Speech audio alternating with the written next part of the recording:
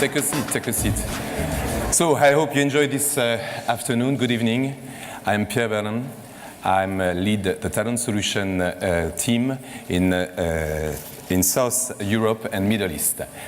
I am delighted to be here tonight in front of you because I truly believe, and I hope you share this with me, that we are living a defining moment, a moment of transformation where innovation is key to success. To talk about innovation, it's my pleasure, my privilege, to introduce you our next speaker. She's an entrepreneur, she's an author, she's pretty well known in Britain, she received many honors.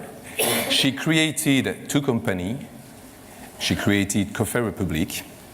In those honor that you receive, I'm not going to give you all the list because the list is pretty long, but just I'm going to name a couple of them. She was named Officer of the British Empire by Her Majesty the Queen. She was named Young Global Leader by the World Economic Forum in Davos. And she was named one of the most influential women in Britain by The Independent. She wrote two books. Anyone can do it. #1 on Amazon, bestseller in UK, translated in 6 languages. And Switch On, where she brought revolutionary ideas on the business management. You will see, she really brings to life passion and energy that makes success. As I said, it's my pleasure, it's my honor to welcome our inspirational speaker and, since today, a new influencer on LinkedIn, Sahar Hashemi.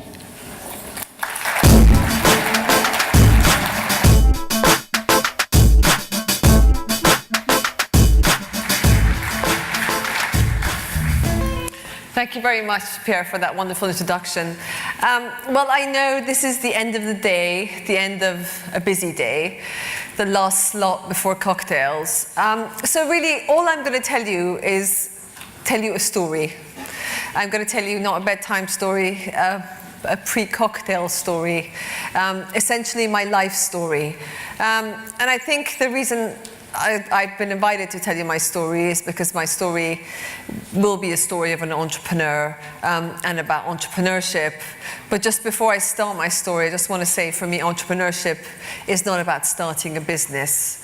What entrepreneurship essentially is in this crazy world we all live in, of change that we can't even keep up with, disruptive innovation, we all have to think like an entrepreneur. So I think that's why I'm going to tell you my story. But just before I start kind of telling you my entire life story, I'm going to ask you all a question. Hands up those of you who, like me, consider yourselves entrepreneurs. Ooh, not many hands. Do I see not many hands? Okay, hands up those of you who, like me, consider yourselves a tiny bit entrepreneurial. That's much better. Well, for the many of you that didn't actually put your hands up, the reason why I always ask this question is if someone had asked me 12, 13 years ago as to put my hand up as to whether or not I was an entrepreneur or I was remotely creative, I would have never, ever put my hand up either. When I was growing up, the idea of an entrepreneur, there was really just about one entrepreneur in the whole of the UK, and that was Mr. Richard Branson. And you sort of compared yourself to Richard Branson and thought, well, there's no way I am like Richard Branson. A, I didn't make my first million selling sweets in the school playground.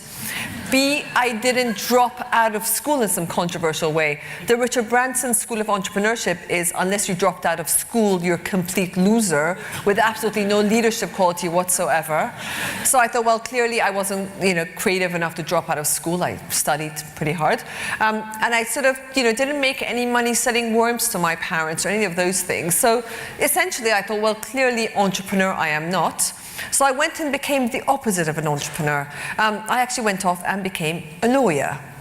what we call in the UK a solicitor, which is really the most boring form of a lawyer. And very much what happened was I was very enthusiastic, but very, very quickly, I actually realized very quickly upon taking my job in a city law firm that I'd chosen completely the wrong career for myself. Because what I've learned now in life is that ideally in life you should do something that suits your personality. So your work and your personality should be closely aligned. And there are just about two things going for my personality. One is my optimism and the other my enthusiasm. That's kind of really all I've got going for me. And very, very quickly, working as a lawyer, I realized that, quite unfortunately, the only two qualities you don't need to be a good lawyer are optimistic or enthusiastic. So I was sort of entirely wasted in what I was doing. So I felt every day when I went to the office, I was leaving about 40% of Sahar behind in the fridge and taking on only 60% of myself. I was sort of putting the work face on. And the problem was back then, it was almost like that's how it used to be. You were not meant to be engaged in what you did. Very much my dad's generation, that's what work was. You put on your professional face, you almost kind of left your personality at the door before you walked in. No one wanted you to be remotely authentic. You were just meant to be employee number, whatever. So I did this, and really the problem was after sort of almost 5 years of doing this, 4 or 5 years doing this, I just kind of realized there was just no fun. And I remember going, where's the fun? We're working the best years of our lives, most of our waking hours. Like, why is this like torture, literally going in for the paycheck? And I remember going to my colleagues and saying, guys, what's wrong with this picture? Why aren't we having fun? And the answer they all gave me was fun, so they're not paying you to enjoy yourself. This is work. And I just sort of just didn't see this connection between why does work have to be boring? But I just accepted that was what it was meant to be, really. And I ended up actually staying in this law firm for 5 years. And by the end of it, doing this sort of routine work, not being myself, by the end of it, I'd sort of lost any kind of optimism or enthusiasm I had, and I'd sort of resorted to bitching by the water cooler, involved in office politics, as one does, kind of not engaged, until something happened which really shook me. And I think sometimes in life, we can be in our comfort zone, and we don't change until something happens, and often sometimes bad happens for us to change. And I got this. I was sort of sleeping nicely in my comfort zone in a way, and I got my wake-up call, my alarm call. What happened to me was I come from a close family of 4, my mum and dad, my brother and I. And in January 1993, my very healthy young dad died very suddenly, very unexpectedly of a stroke overnight. And I just remember it was such a shock to my system, just my dad just suddenly kind of going like that. I just remember the very next morning, I kind of got back and I thought, actually, this whole idea I had of a comfort zone is actually complete illusion. It's in fact a complete sort of false sense of security for me to remotely think I'm in any sort of comfort zone. So I've just got to go out there and do something I absolutely love doing, whereby I could be me doing it. So I ended up leaving this law firm, and the thing about a law firm is, you sort of make your way up very, very slowly. So once you leave, it really is a huge jump, just like out of that world. So I took my first big jump, my first big leap in life. And my motto in life is actually leap and the net will appear. And I've actually taken many, many leaps, but I'll just quickly tell you the story of my first leap, my Coffee Republic leap. I had no idea what I was going to do. I've got a brother called Bobby, one sibling, my brother Bobby. Bobby is 4 years older than me. And he was working at the time in New York as an investment banker for, believe it or not, Lehman Brothers, I have to say. And I remember thinking, okay, let me have a change of atmosphere, have a change of air. Let me go and see Bobby in New York. Let me leave London. Let me leave my routine. And of course, I arrived in New York, and the very first morning I was there, I got up with that very terrible jet lag you get up with when you're in New York, went looking for a cup of coffee. And back then, America was known for horrible coffee. Even we would make fun of American coffee. So I'm thinking, let me go to one of these diners, and they'd bring you a cup and pour this sort of brown liquid. And I just literally remember looking for one of these, and I was walking along Madison Avenue, and I was suddenly hit by the smell of coffee beans. And I just kind of literally followed this smell of freshly ground coffee beans, in like one of those sort of adverts you see. And I literally walked in, and I went to this place called New World Coffee, which was a sort of predecessor to Starbucks. And I just couldn't believe it. They had all this stuff about coffee on the walls. I went to order a drink, and I said a cappuccino, please. And they said, would you like it with full fat milk, skim milk, soya milk? And I'm always on some sort of a diet, so I couldn't believe you could get this choice. And they had these wonderful muffins and different sugars. And I just fell in love with it, but I fell in love with it the way you would if you go to France. You might eat pain au chocolats every morning, or, you know, I just kind of very much got hooked on my skinny cappuccinos. And I remember I got back to London, and I was actually interviewing to be an in-house lawyer, because I thought that might be my solution. If I go in-house, I could make it a bit more exciting for myself. But kind of, in a funny way, I wasn't getting any jobs, so I was going for interviews, but getting no offers. And I just remember it was the 4th of November, 1995, and I was sitting in a Thai restaurant with my mum and my brother, and very casually, in the middle of this Thai restaurant, just not thinking about it, I said to my brother, gosh, you know what? I just wish we had this New York style coffee bars, because it's just so boring. You know, I've never not worked in my life before. It's so boring getting up, going to the kitchen, making 2 scoops of instant Nescafe, boiling water, you know, starting my morning like that. I just can't believe we haven't got those New York style coffee bars, so I could start my morning in that buzzy way in one of these coffee bars. It's just such a pity we haven't got them. As soon as I said this, my brother Bobby got the old light bulb. You hear about entrepreneurs getting light bulbs. He said, I can't believe you've said this. There's a company called Starbucks. And I was like, what the hell, Starbucks? And he said, well, Starbucks is a coffee company in Seattle. They say it's going to grow outside Seattle and eventually outside America. And this is it. Now that you've said it, this is the business idea I've always been looking for. This is it. You and I should be the ones to bring American-style coffee bars to the UK. This is like an amazing idea. And my reaction was, hang on a minute, Bobby, you got me completely wrong. I meant, why didn't someone else open it and for me to go to it?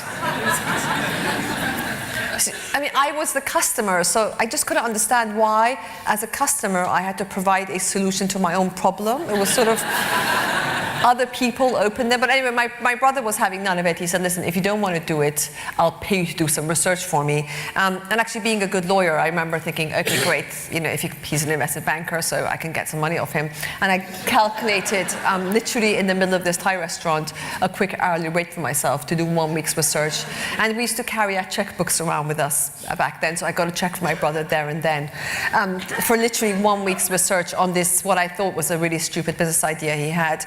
And the next day, instead of letting this idea, because I think we get something like 600 ideas a day, I basically got up in the morning, got myself to the nearest tube station, or called Underground station, bought myself a 1-day pass on the London Underground, and I got on the Circle line. Those of you who've worked in London, the Circle line is this yellow circle. It's got 27 stops on it. And really, that day, my market research was I got off at every single of the stops, pretending as if I worked near every single of those 27 stops to see what there was. And you could see there was nothing. There was a horrible greasy spoon sandwich bars, which you can't even think about if you worked in London in the 80s, sort of congealed crab mayo that the staff would just turn over, you know, like gross polystyrene cups, really, really bad quality. And I remember that night, having seen what was on offer in London, I just got home and I was like, clearly there's a gap in the market for us to bring these New York style coffee bars to the UK. And it was just so obvious to me. But the problem is, it was obvious to me, but you know, we've got the kind of right brain and the left brain. So my right brain's telling me, this is brilliant, this is just obviously such a gap, I can't believe we haven't got this, this was just gonna be amazing. But my left brain's telling me, surely Sahar, what the hell do you guys know about coffee? This is not your area. If it was so wonderful, someone else would have done it. There must be something you're missing out on, because why has no one else done it? What I've learned in life is that whenever you wanna think of something new, this sort of left brain is there, and now with this horrible news we're constantly exposed to, the left brain is overactive in putting the fears and doubts. So whenever I get a creative idea and this little voice starts, this little left brain voice, my only solution to my left brain voice is the delete button. if you can't press delete on it, you sort of press mute after a while, and kind of it eventually deletes itself. Then we thought, okay, let's do it. Let's go and sort of do some market research. The problem was, normally people start businesses that they've got experience in. It's the most normal thing. You experience an area, you veer towards that. Well, Bobby and I, we had no clue. We were clueless. We were clueless about coffee. We were clueless about retail. We were clueless about catering. So we were entering this world that we were completely clueless about. But I've got these laws, and there's one law I've got in both my books, and I call that the importance of being clueless. There's a lot to be said for not knowing, because that naivety is actually wonderful, and that's how you see opportunities in a way. We weren't blinded by experience. So we basically gave ourselves 3 months to learn all there was about coffee. At this point, we both moved back home to live with my mother, which was a real shock, you can imagine. But when you're an entrepreneur, you can't really afford to pay rent at the end of the month. So we lived together, and we just sort of really immersed ourselves. I remember we kind of went on a training course, because we had no idea about different kinds of coffee. And we went on this Lavazza training course to learn about Brazilian, Java, Sumatra. And we were so enthusiastic to learn about it that without realizing it, we each ended up having 26 espressos in the course of a morning. I don't know if anyone's ever had 26 espressos. But kind of that was just really, you really immerse yourself, you become the customer. And then kind of, I remember saying to Bobby, actually, do you know what, when I was in New York, we didn't really know we were going to copy this idea. So I think I've got to go back to New York, and I've got to take a picture of this coffee bar, because it was just some vague recollection I had, and yet we were turning into business. So Bobby said, yeah, that's a really good idea, go back to New York. And I remember getting a very cheap ticket, buying myself 3 disposable cameras, going back to New York and thinking I'll go straight to that New World Coffee. Starbucks still hadn't come to New York, and I'll take a picture of everything they do. And of course, I arrive in New York really enthusiastic with my disposable cameras, and I start taking a picture of every single little thing they do in this New World Coffee so we can copy it. And of course, by this stage, the idea really caught on in New York.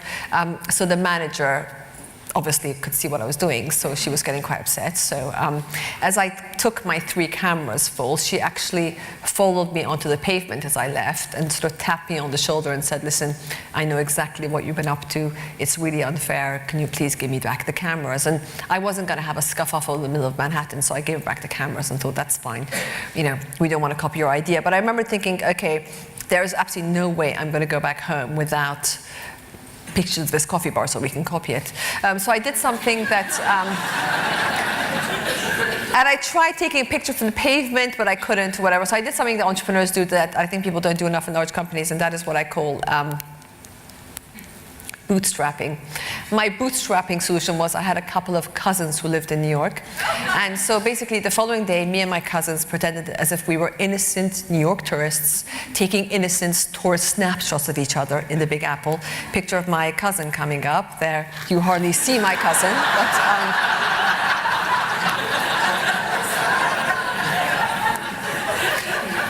what you fully see is how they display their pastries, which was part of the brand. Another cousin there hiding, showing how they talked about coffee, which was really new.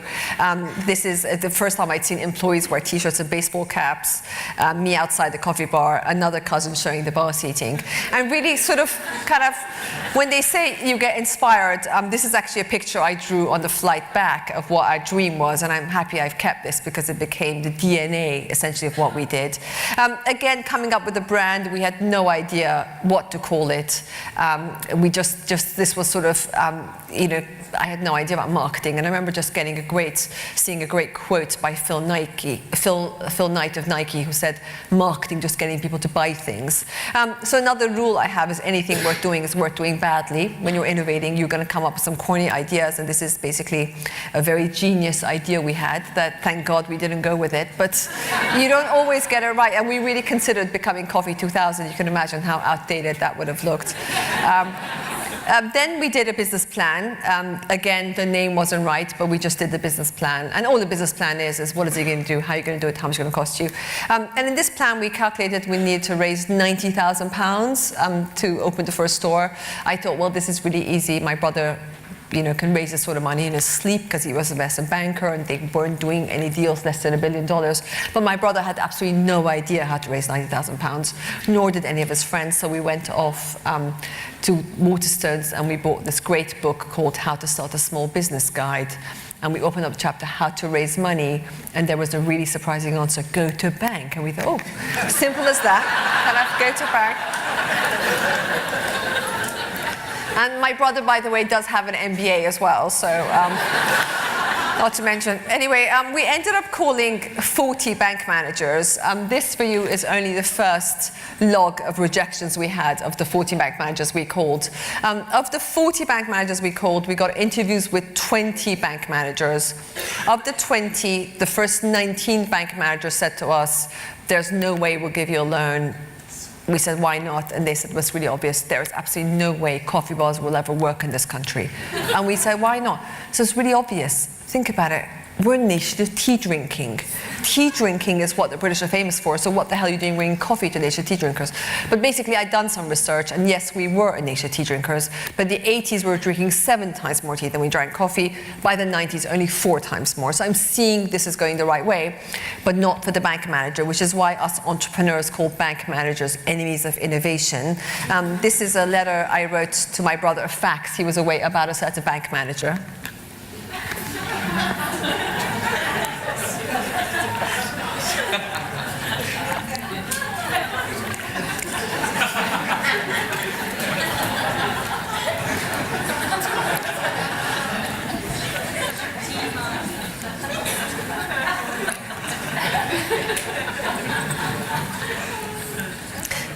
I'll do a close-up of the bank manager. Lovely. This is for my own satisfaction.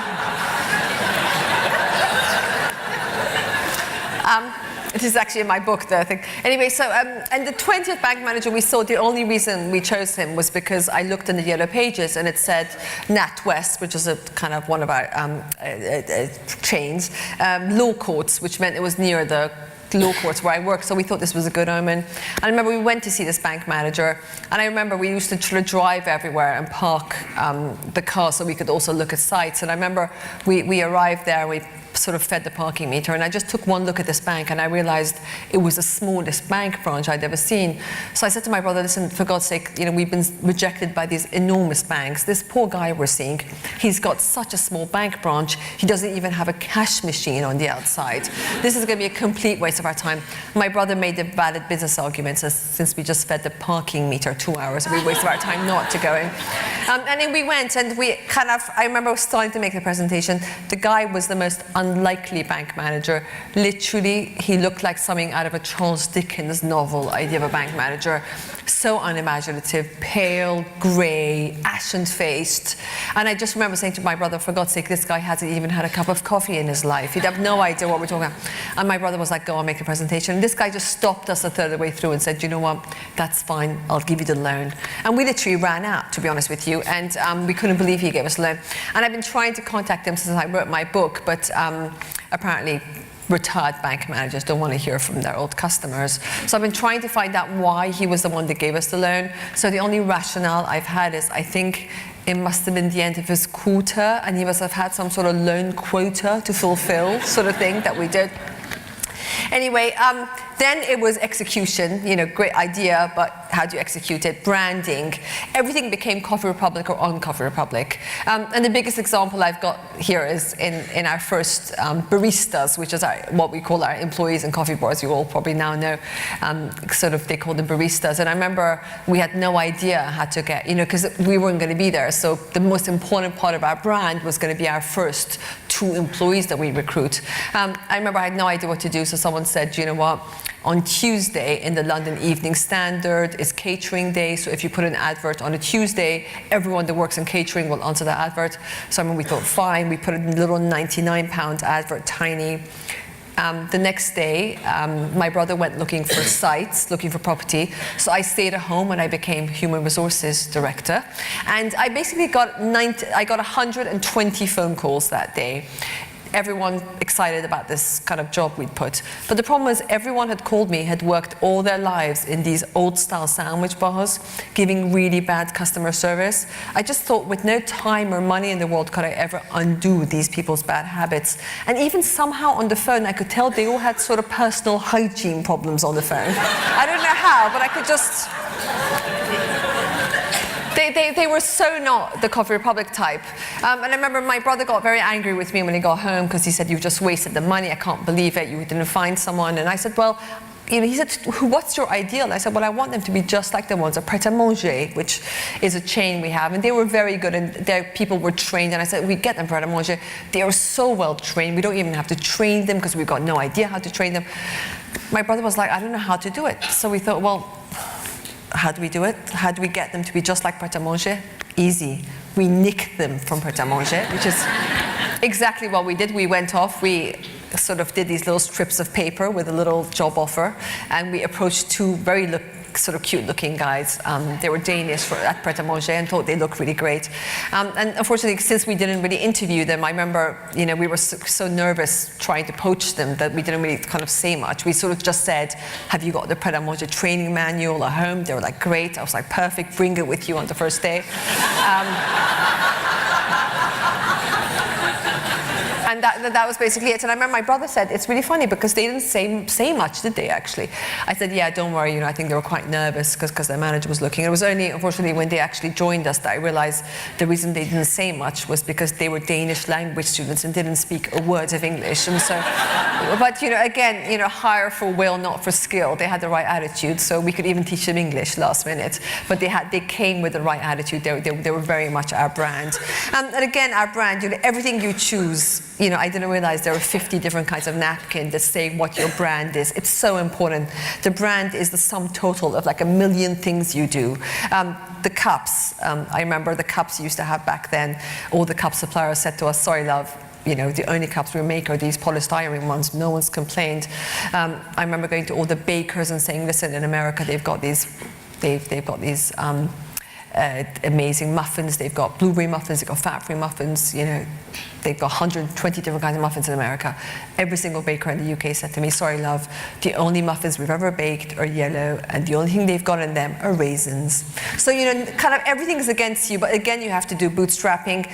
Just to show you, this is the first store, just to show you that idea was not original or revolutionary. It was a copy.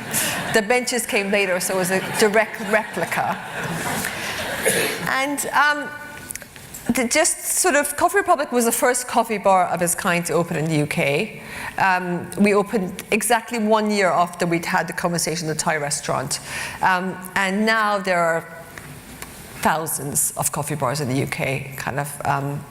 And so people, I think, called us something like sort of 7,000, that sort of number. And we were the first. So people always think, well, this must have been an overnight success. This must have been a no-brainer. Well, I don't believe in overnight success. My motto in life is actually it takes 15 years to become an overnight success.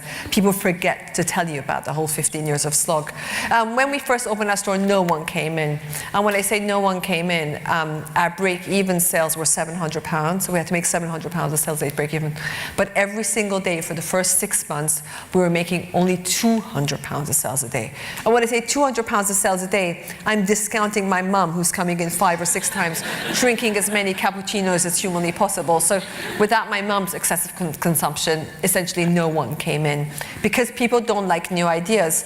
But we worked on it. This was Tanya, our first manager, talked about branding, how different we were, trying to communicate with the customer about our brand. We're from New York.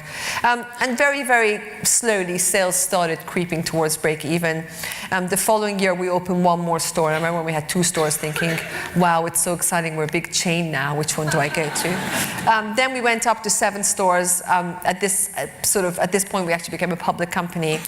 And I remember we had to have a finance director. And I remember saying to my brother, so which bedroom should we put the finance director in? Which is when we actually moved out of my mum's house. Then we moved up to 30, and we heard Starbucks was going to come at this point. This is little us against Starbucks. Then 60, 80, 100. This is for us, kind of when we got to 100 stores, Tate Britain opened. We were slowly upgrading everything. The FT named us after Tesco and Carphone Warehouse as the 3rd biggest sort of definitely new British brand. But very much, I think for Bobby and I, we felt at this point that maybe as an entrepreneur, this little baby we brought into this world has grown up. And we felt maybe when you get bigger, companies don't need entrepreneurs anymore. We thought maybe when you get bigger, companies don't need creative types anymore. Companies just need professionals to run professional companies. And we very much bought into this, and we thought sometimes people make founders feel like they've got a sell-by date. And we were attracting people with great CVs, great experience, and we thought maybe it's time to give it to the professionals to run. So both Bobby and I left Coffee Republic at this point. It was April 2001. We had 110 stores. We had a market cap of 50 million. And we decided to sell, and when we sold, the board said, okay, then resign from every position you had, which we did. And it was literally the next morning after I sold my company, and it was during the dot-com sort of boom, that first one, and everyone was talking about exit and stuff, so we didn't think about it. And literally it was the very next day after I'd sold my shares, made a bit of money, but actually completely I had divorced myself from the company I started, that I realized what a terrible, terrible mistake I'd made leaving the company I'd started, because that dream I told you at the beginning, that dream I had when I was a lawyer of loving what I do, of being what I do every day, that dream had come true, which is why, you know, people talk about work and play as opposite words, but I think when you love something you do, work and play are actually the same thing. And no one really told me how traumatic it is for entrepreneurs to leave businesses they start, how attached you are to your business. And I remember I'd taken my mum as a sort of, was meant to be a celebration. We went off to America skiing in Colorado, and instead of celebrating, I felt a real emptiness actually. And I remember we were flying back from the trip where I'd been in a very bad mood, very sad. And in the British Airways lounge, there was a copy of the Financial Times. It happened to be the Financial Times that had covered the story of Bobby and I leaving, because we were a public market, there were like delays. And I picked up the FT and started reading my own story of leaving Coffee Break, and these emotions came over me. But I started crying, but not crying. According to my mother, I sort of started howling hysterically in the middle of the airport. And people must have been thinking, what could be quite so sad in the Financial Times that this girl is bawling her eyes out. But really kind of afterwards, out of boredom, I wrote my first book, Anyone Can Do It, and that was to say, listen, we've all got creativity within us. It's not just the Richard Branson types. And this was really for entrepreneurs. Then I started Skinny Candy, another brand, but I won't go into that. But my current passion is Switched On. And Switched On is about entrepreneurship in big organizations. So I'm just going to share with you, because I've told you a bit of a story, but I'm just going to share with you kind of what I feel and kind of what I've learned now from the mistakes I'd made leaving Coffee Republic, and what I see is just so needed in big companies and how easy that is. So my whole idea of Switched On is basically thinking like a startup. The book of, this is a LinkedIn event, The Startup of You. I did write this before that, I must say, but it really is the same. I mean, people are really catching on to this, and I think it's a huge thing coming through. So I've got 6 habits really to take away, so you don't just come back with my own story, there's some sort of a takeaway for you. And this is, again, when I talk about innovation, it's just every day doing something a bit different, operating a tiny bit higher than what you do. And really, for me, kind of, everyday innovation is the sort of small things that add up to big things. I'm not talking about inventing something amazing. It's just literally operating 1% higher every day. And it's just unlocking the potential, I think, that your teams have. Again, the bigger we get, the smaller we act. And I think that's what I'm trying to encompass here. So my first habit, step into customers' shoes. I say that because, as you know, I was my own customer. I couldn't believe that I had to start a business because I was the customer. But very much, and this idea is that even if you don't start a business, you've got to become the customer. The way to engage employees, the way to retain good people is to really give them that feeling that they're really close to the customer, because it's not just because it's good for business. Making your focus external brings a lot of satisfaction, I think. People talk, we love our customers, but essentially, the way they think is customers are sort of a body of aliens, and that's how it was when we got bigger at Coffee Republic.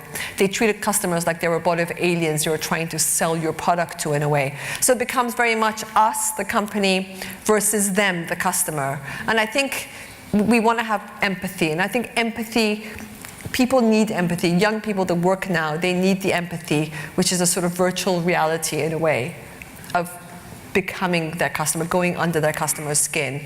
At iTunes, again, constantly it was, they wanted it for themselves. They didn't do some research. And IKEA, I work a lot with, they say they want to have pillow talk knowledge of their customers. They want to be there between the pillow to see what the customers, what they say at night, what they need. Because I think marketing, I think that's very true. And again, I don't believe in market research. I think big companies do too much market research. Entrepreneurs can't even afford to market research. Just ask yourself, if I was a customer, would I want this? My favorite quote here is when, I'm sure you've heard it, sorry if you have, Henry Ford, when he was coming out with the first Model T Ford, people asked him, why don't you ask people, do they really want a car? Do they want this? His answer was,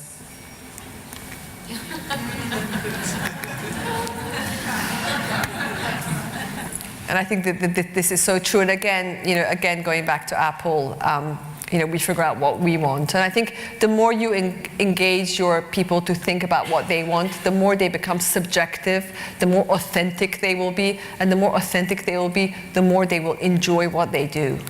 And the more you get out of them. The second one I think is very important for these habits is getting out of the office. Beware of bureaucracy. I think bureaucracy kills spirit, it kills creativity, and big successful companies have to be very careful of bureaucracy. It demotivates people, I think. This, again, Genji Genbutsu, go out and see for yourself. When people go out there, they're engaged, they're activated, they're using their creative side. It's sort of busyness, which is busy bureaucracy, versus business, what really happens out there. So many of us sit there staring at that dead cheese plant in a boring office, expecting to be creative. And this is not what people want anymore. And I think it's about getting out there and moving out there. And the more stimulus you get, spending time with your customers, seeing what it's really like out there, the more ideas you get. This is, again, I don't know if you know, this is the head designer of Nike. Do you have any idea where he sends his people for inspiration, where they get their ideas from? One would think other sportswear designers. No, he actually sends them to the zoo. Right, that's where you get ideas. And you can sort of almost see that from what one sees currently. That's where you would get the more kind of innovative ideas. The third one, very close to my heart, I was discussing with Pierre, is the importance of being clueless. Tell me if any of these phrases are familiar to you.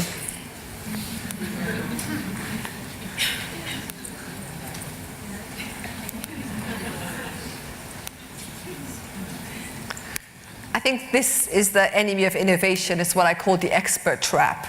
And the funny thing is that the more successful you are, the more likely this happens. The more successful you are, the more you repeat yourself. Again, Henry Ford was trying to make this conveyor belt go faster. And the people on the conveyor belt were like, listen, Mr. Ford, we have got 30 years experience on this conveyor belt. Believe me, we have tried everything in these 30 years. You can take it from us. There's absolutely no way this conveyor belt can go any faster. Henry Ford's answer. And that's true, and that's... We get too stuck in our ways, in a way. So there's a bit of unlearning, I think, is what we all need. Unlearning, and huge advantage, because innovation, in a way, is the act of creative destruction. So to destroy, you have to slightly destroy the status quo to find new ways of doing things. My fourth habit, bootstrapping, pictures of my cousins. I think there's not enough of that stuff going on in big companies. Bootstrapping is, in a way, the sort of make it happen culture. And I think whereas before, big always won over small. It's not an issue of big or small. I think big is now an advantage. It's the issue of fast over slow. The reason why mavericks or small companies because there is speed in small companies. In big companies, slowness is the default position, and slowness is the enemy of innovation. So you get these corporate traffic lights and new things don't happen. People are not inspired because they're not able to make change. People just go to the lowest common denominator when they're not able to make things happen. So you need to get speed through bootstrapping. Anything worth doing is worth doing badly. You're not going to get it perfect. The comment again from the Startup of You book of Reid Hoffman was, you've always got to be in beta mode. When you're always in beta mode, you've just got something. You've got something out there that you're working on. Whereas big companies have the tendency of being in the final mode, the final drop, which I think doesn't work anymore. So this is about making 2 + 2 = 5 somehow. This, I don't know if you can guess what this is, the first Dyson, but I don't know if you guys can make any guesses as to how many goes this took until he got it right. A couple of hundred? I thought he maybe had 100 of these maximum.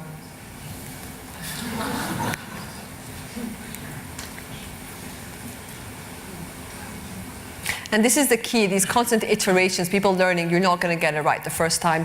Innovation is not about some genius spark. It's about constant iteration, constant adaptation until you get it right. Again, this is from the done is better than perfect, move fast and break things. It sort of all says the same, I think. And money is a poor substitute for creativity, which I think with lack of budgets, you actually become more creative. So lack of budgets can help you get things done and become more creative and focus really on the basics. If I had sheds of load of money, I would have done everything wrong. I believe that. My 5th habit is notching up on no's. You heard about my story with the bank managers. But this is what I love. Steve Jobs, when the iPad first came out, apparently that morning he had 800 emails from people saying, this is crap, this is not going to work. 217 rejections Howard Schultz of Starbucks got. So I always think that's why Starbucks is so much bigger, because they had 217 versus our little potsy 29 rejections. This 300 rejections, Walt Disney. And this is my favorite one, actually. So this basically means that 12 publishers would have actually read Harry Potter and thought, this is not worthy of publishing. Which is why I think very much, we think we love the new, but actually we reject the new things. So what you got to realize, when you're doing new things, when you're being creative, you're going to get a lot of no's. And it's a question, in a way, of getting no's until you get the yes. And I believe in this so strongly. If I ever do something the first time, if I get a yes the first time around, I hate it. I prefer to get a no, get no, no, no, and then when I get the yes, I can sit back and enjoy it because I feel I've almost earned it. And my final one is this taking 100% of yourself to work. That's kind of very much what I've learned, is there's sort of entrepreneur passion and performance, and the magic is getting that in the middle. Yes, you need to have structures in a big company, you need to have hierarchy, but you also need to keep that balance in the middle between passion, really igniting people's passion, and also having performance and having targets. But there's a very healthy thing in the middle there, a bit like 100% of you, work you. I used to think my dad's generation, you only brought the work you, then there's 100% you, but you got to get that somewhere in the middle so people are able to be themselves. Because I think in this world we live in, fun, I think, is a huge part of it, and that's what's wonderful. And I think to retain and attract talent, we need to genuinely bring fun into the workplace as a very strong strategic incentive. These are my habits. And just the final thing I'm going to say is, like most entrepreneurs, I don't believe in the word luck. I'm actually allergic to the word luck. The way I see it for all of us is, in front of all of us, there's this little conveyor belt.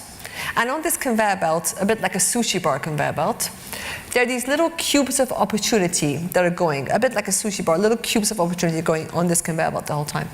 If we're in the wrong frame of mind, if we're switched off, in our comfort zone, hugging the status quo, terrified of any change, not thinking of new things, stuck at our desk, looking at our computer, we're not even looking at that conveyor belt. We're just completely switched off. But if you step out of your comfort zone. If you get out there, if you spend more time with customers, try experimenting things, being in that beta mode, then you are looking at that conveyor belt. So next time that little cube of luck pops in front of your eyes, you don't miss it, you see it.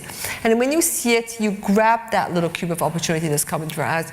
And when you grab it, you take the leap. And if you take the leap, I, for one, will guarantee the net will always be there to catch you. That's my story. Thank you very much. Thank you.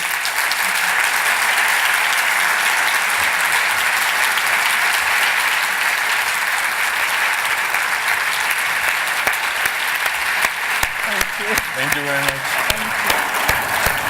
Look at that.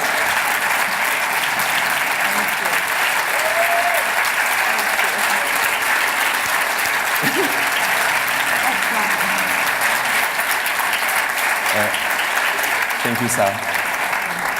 We were discussing and we were thinking, if I may, Please. if I can ask you a final question. It's not planned, but we a little of improvisation about what is your perspective about work-life balance in the world that you are describing with all those innovation? Could you share with us your perspective? Well, I mean, to be honest with you, Pierre, I don't actually think the word exists anymore, work-life balance, because I think technology has done it such that, you know, work is encroaching over our lives to such an extent that there's no such thing. I mean, when you hear statistics that people check emails when they get up in the middle of the night to go to the loo, they're still checking work emails. People answer work emails on the way to work. So work-life balance was right when it was our parents' generation where they weren't working until they got to the office. So I think it actually doesn't exist anymore. But there's got to be a quid pro quo. That's why if technology is encroaching on your life, then you've got to let your life encroach in a way on your work, because in a way your work's encroaching on your life because of technology. So it's got to be the other way. So I think that's why, you know, companies that don't allow their people to be themselves, don't give them that freedom, then it's a completely unfair thing. And that's why I think it just doesn't exist, work-life balance. You've got to do something whereby work and life are so closely aligned together, you're not even trying to balance it. And you don't know when is life and when is work, in a way, which is the ideal situation. Thank you. Ladies and gentlemen, Thank Sahar you very much. Hashemi.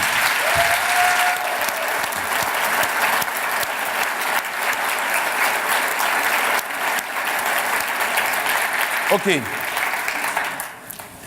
Close to the end, but not yet. So I'm just realizing that I'm standing between you and some cocktails, party. So I'm trying to be short, and I'm trying to share with you a couple of thoughts that I had today, and starting with your presentation, Sahar. We were discussing about clueness, and definitely I do believe that it is really important that to be clueless and to unlock somehow the creativity, the inner creativity that we have, all of us, to transform our organization. That's my first one. The second one is to win the talent revolution. I do believe that we need to stimulate, really stimulate our entrepreneurship mindset in our company, in our organization. The third one, this morning, you have seen my partner for the Northern Europe, David Cohen, explaining you that we were extremely happy to launch a certification. So I think that we need to be certified, and David, I will be certified at the end of this week, promise you.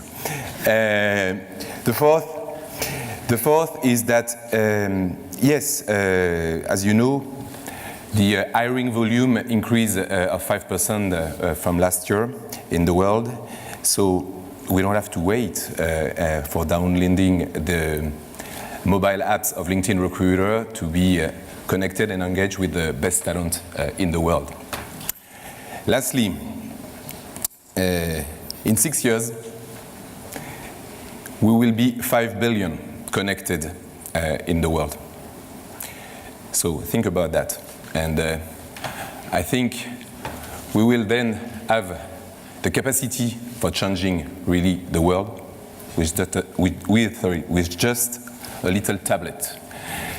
So let's take the chance to embrace this technological shift and stay connected with the talent and the relationship that matter to you.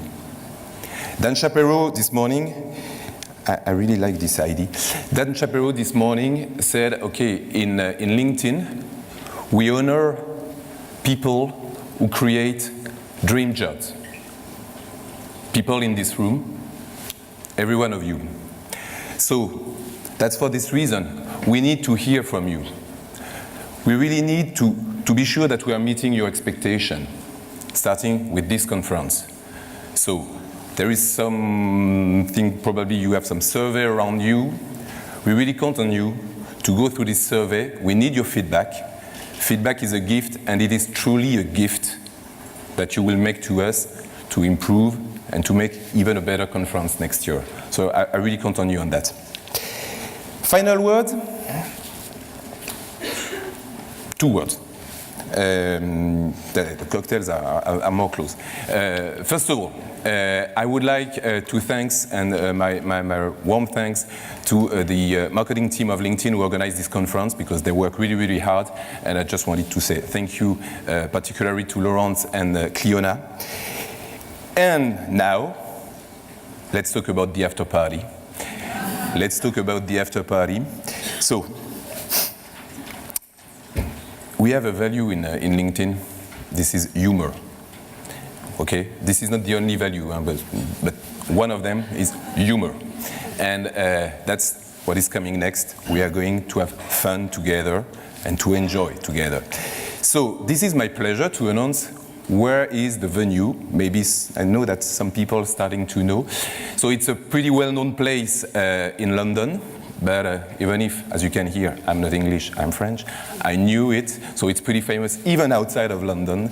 This is Madame Tussaud place where all of you, we are expecting, and I'm personally expecting to see all of you there. We plan to have amazing, amazing entertainment, really. There will be a live show with a special guest. It's coming just for you, to Madame Tussaud. So, I count on you. How it is going to happen? 6:45, buses. First buses. Last buses, 8. So between 6:45 and 8, make your choice, find a bus, go to Madame Tussaud. You arrive in Madame Tussaud, you say, okay, I'm going to the museum. No, you go to the party of LinkedIn. Okay? So you don't have to pay. You go. But to enter in the museum, you need, of course I don't have it.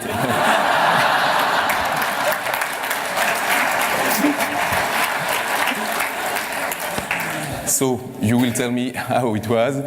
You need a badge. On behalf of all the employees of LinkedIn, thank you to join us today. I hope you really enjoy this day. Thank you very much.